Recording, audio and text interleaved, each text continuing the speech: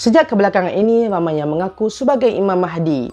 Yang dimaksud Imam Mahdi pertama, akulah yang dimaksud Imam Mahdi pertama. Selaku Ratu Adil, Imam Mahdi, Ratu Sunda. Mereka mendakwa bahawa Imam Mahdi yang dinanti-nantikan telah muncul. Disebabkan sifat ketasuban inilah berlakunya tindakan luar jangkaan dengan serangan ke atas Masjidil Haram pada tahun 1979. Dan video kali ini saya akan menjelaskan siapakah dalang di sebalik serangan 1979 ini. Bagaimanakah kisahnya? Anda dengar kami cerita.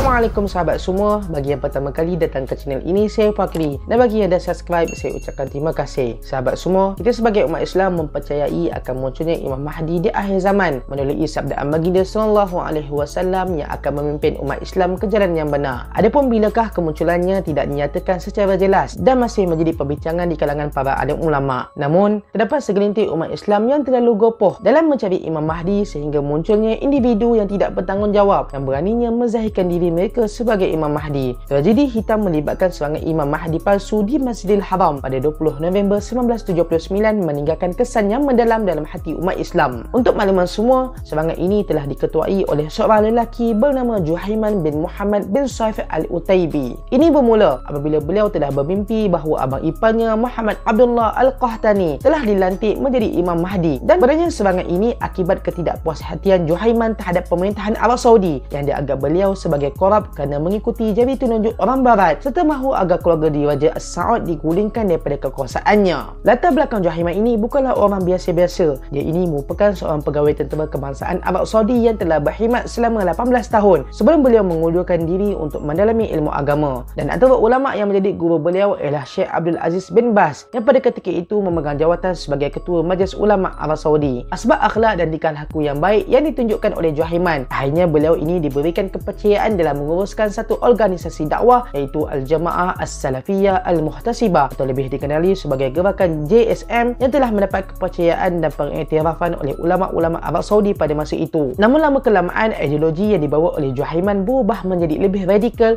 dalam menyentuh isu-isu politik, dan akhirnya beliau menarik diri dari organisasi JSM dan menubuhkan organisasi baru iaitu Ikhwan yang disertai oleh pengikutnya ramai kerana kepetahan beliau dalam berhujah dan selalu mengulas pelbagai isu agama sehingga berjaya mempengaruhi mahasiswa daripada Universiti Islam Madinah yang pada ketika itu menjadi sebahagian daripada organisasi gerakannya. Untuk makluman semua, Juhaiman ini berasal daripada kabilah Al-Utaibi yang mana sewaktu awal-awal tertubuhnya kerajaan Arab Saudi, kabilah Al-Utaibi inilah berperanan dalam menjadi perisai dalam memelihara tampuk pemerintahan keluarga As-Saud. Namun lama kelamaan suku Al-Utaibi ini berpaling arah apabila melihat Arab Saudi semakin menerima nilai-nilai kehidupan daripada budaya barat. Pada satu ketika, Juhaiman dan pengikutnya Ikhwan ditangkap oleh kerajaan Arab Saudi atas kesalahan melakukan demonstrasi di Madinah, namun dibebaskan atas dasar nasihat dan pertimbangan Syekh Abdul Aziz Ibn Baz. Maka sewaktu di penjara, pelbagai nasihat telah disampaikan kepada Juhaiman, namun ia tetap dengan ideologinya yang menganggap pemerintahan Arab Saudi telah dari daripada mengamalkan cara kehidupan Islam yang sebenar. Pada masa yang sama, Juhaiman masih tidak mengubah pendiriannya setelah keluar daripada penjara. Dia melangsungkan perkahwinan dengan adik perempuan Muhammad bin Abdullah Al-Qahtani. Kemudian Juhaiman mengumumkan abang iparnya sebagai Imam Mahdi yang didakwanya akan membimbing umat Islam ke jalan yang benar. Maka perancangan untuk meneluki Masjidil Haram telah disusun dengan teliti oleh Juhaiman bersama pengikutnya. Dengan keadaan Masjidil Haram yang pada ketika itu dalam fasa menarik taraf, maka peluang ini dimanfaatkan sebaiknya oleh Juhaiman dengan menyelundup masuk bekalan makanan, minuman dan senjata yang dicuri daripada pengkalan tentera Arab Saudi melalui keranda-keranda mayat yang diusung, memandangkan pengalamannya dan sebahagian pengikutnya yang pernah berkhidmat sebagai tentera. Tarikh 20 November 1979 bertepatan 1 Muharram 1400 Hijrah dipilih oleh Juhaiman untuk melakukan serangan yang dipercayai sebagai tarikh keramat akan munculnya Imam Mahdi serta menjadi penanda akan kegemilangan Islam yang akan dicipta oleh mereka. Mereka menganggap bahawa Al-Qahtani adalah mujadid yang dinantikan untuk era 1400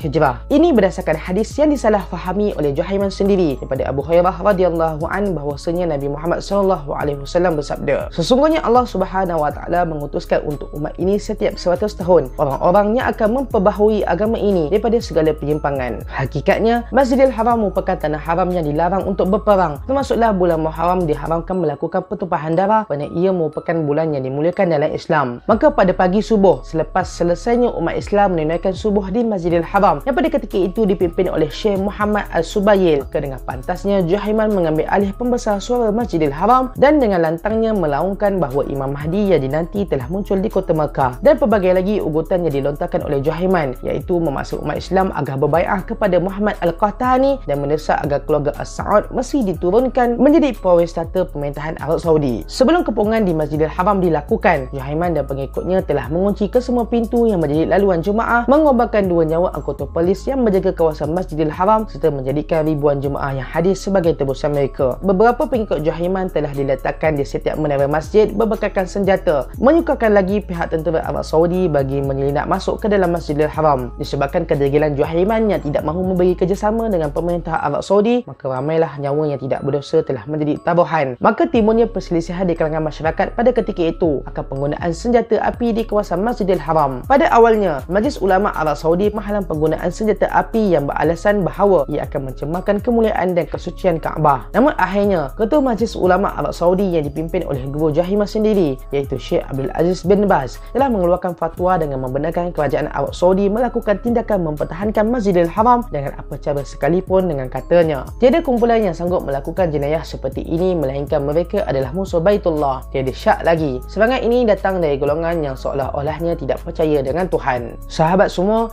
selepas berbagai usaha dalam membekas dan mengepung Juhaiman dan pengikutnya yang berlangsung hampir 2 minggu menemui jalan buntu, maka kerajaan Arab Saudi telah memohon bantuan daripada unit khas anti keganasan Perancis dalam membantu operasi menangkap Imam Mahdi palsu tersebut. Dan akhirnya, pada 4 Disember 1979, pengepungan dan misi dalam menangkap Juhaiman dan Imam Mahdi palsu tersebut berjaya ditumpaskan dengan cara menggali lubang sedalam 50 meter ke arah ruang bawah tanah Masjidil Haram. Dari lubang itulah dicampakkan bau asap tempat di mana para pengikut Juhaiman bersembunyi. Dikatakan dalam operasi tersebut, seramai 177 orang telah terkorban dan 451 orang telah mengalami kecederaan. Jumlah ini termasuklah para jemaah yang dijadikan tebusan, Kota Keselamatan Arab Saudi dan juga pengikut Juhaiman. Namun, jumlah yang sebenar masih tidak diketahui secara terperinci kerana dirahsiakan oleh pemerintahan Arab Saudi. Pada 9 Januari 1980, Juhaiman bersama 63 orang pengikutnya yang masih hidup telah dijatuhi hukuman oleh kerajaan Arab Saudi dengan dibahagikan kepada 8 kawasan di sekitar Arab Saudi. Adapun Imam Mahdi palsu iaitu Al-Qahtani telah pun mati semasa dalam operasi serangan itu, dan pengikut Juhaiman yang bukannya warga negara asal Arab Saudi telah dihantar pulang